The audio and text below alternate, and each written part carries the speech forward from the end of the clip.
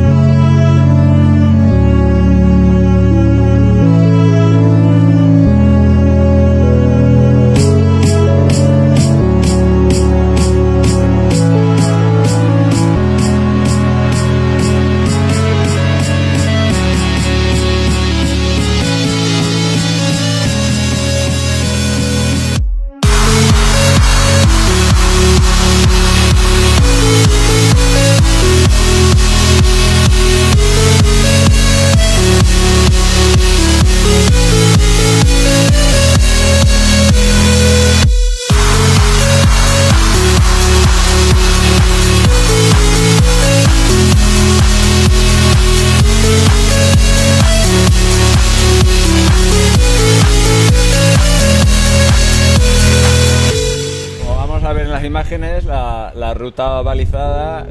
combina mucho pista con tramos de sendero y alguna bajadita interesante, y bueno, lo más bonito de la zona es que está ubicada entre dos parques naturales.